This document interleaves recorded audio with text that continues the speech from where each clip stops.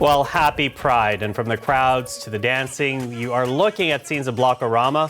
For more than 2 decades, it has been one of the premier events of Toronto's Pride weekend. But this year, a little bit different. Organizers taking the party virtual because of concerns around the global pandemic. Well, for more, we're now joined by the coordinators of Block-O-Rama. Craig Dominic is in Toronto. Nick Redmond is in Ottawa. Craig and Nick, thank you for joining us today. Thanks for having us. Obviously, Pride is different this year because of COVID-19, but I do want to talk about Block-O-Rama. Of course, Toronto Pride, the largest Pride celebration in the country, done differently this year. But for those who don't know, Nick, and I'll begin with you, Block-O-Rama, tell us what it is and why it's so important for Pride celebrations. So Block-O-Rama is a celebration of Black, queer, trans people, identity folks, and it is a space that was created for us, by us, and it continues to be. And it's a way of us celebrating who we are, celebrating who we want to be, celebrating the future and the past. And it's a space that was created by folks in our community who looked around back in the late 90s and realized that in the Pride celebration, there wasn't much for the community there in terms of visibility, but also in terms of celebrating who we are. And basically out of nothing, out of a third of a parking lot, they created this celebration, which continues today. Mm-hmm. Continues today, as you say, and really a nod and a push to acknowledge the diversity within the community. And Craig, here we are, 4 years after we saw Black Lives Matter stop the Pride Parade in Toronto over the police participation in that parade. But we're also in this moment where racial tensions, divisions, racial inequality are all being highlighted. So how important is an event like Block-O-Rama, would you say, in a year like this? Well, the sad thing is that these things have always happened. So, I wouldn't say that Block-O this year is going to be any different from what Block-O has always been. Block-O has always been a representation of this, fighting back against the system that oppresses us. It's a way of us all amassing together to be full of joy and full of Black love and celebrate Black excellence. It's never any different in that sense. This year we're going virtual.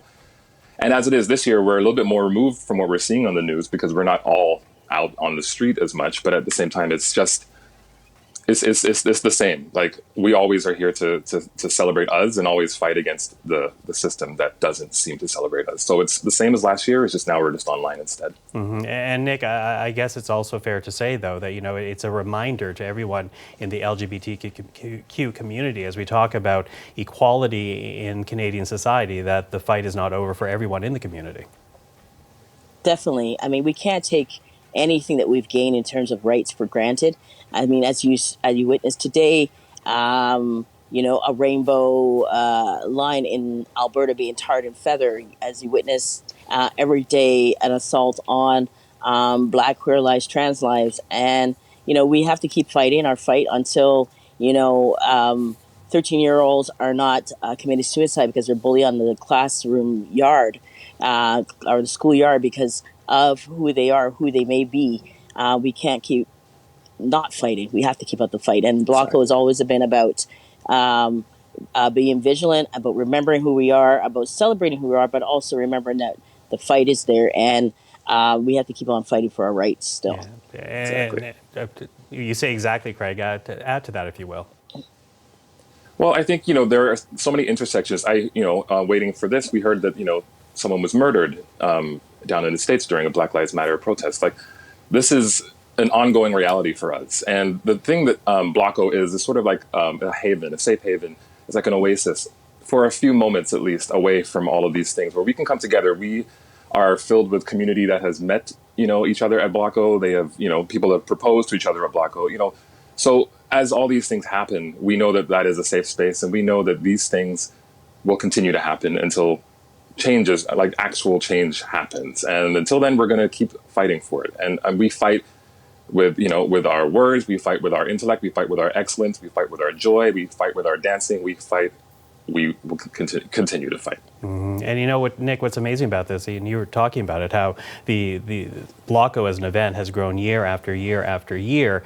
And really, as we talk about protest and, dancing in protest in this case and celebrating in protest in this case, a lot of people are making note of the fact that as we see more people waking up to this issue of racial inequality within the LGBTQ community, that really Pride itself is going back to its roots, because Pride, marking by Stonewall in New York some 51 years ago, was really started by people of color and trans people, the most marginalized in the gay community. Yeah, I mean, and even when we look at the own Pride celebrations in Toronto, started in particularly because of the bathhouse raids, and in those raids specifically even targeted people of color in those raids. And so Pride has always been a form of protest.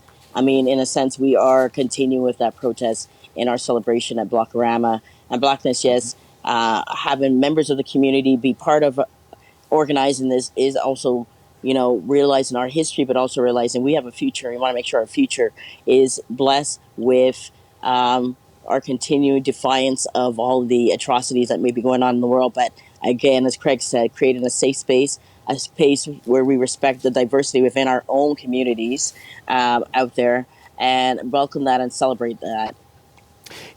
Craig, as we said, Bloco is changing this year because of COVID-19, and really the decision you guys made was to go forward with the event, and one other option might have been to postpone it until the next Pride. So why is it important to still have an event virtually rather than just delaying it for a year?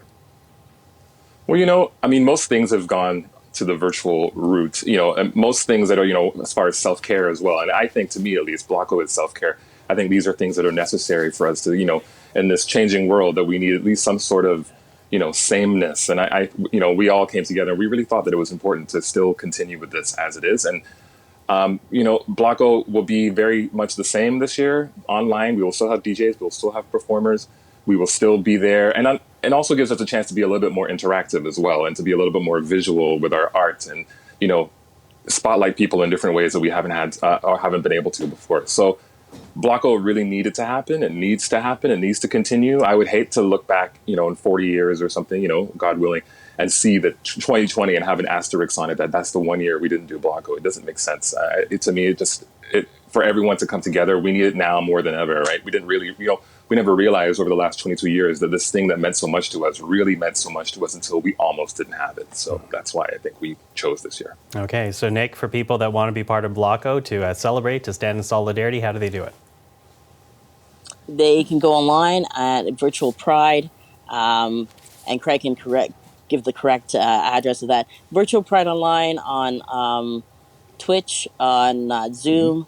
Zoom is more interactive for participants, and we hope that we are able also to highlight some people celebrating and welcoming us into their homes, because that's the great it's a bit of a more intimacy sometimes virtually than sort of like celebrating from a stage with thousands of people in front of you. You're actually getting participants letting you actually into their homes to view and to participate and to celebrate and to dance with us today. So looking forward to that. And Nick, as you say that, we're playing right now the live feed of people gathering around a Sunday brunch and music playing in the background. So really, what a great thing. Craig and Nick, thank you for this. Happy Pride to the two of you. Thank you.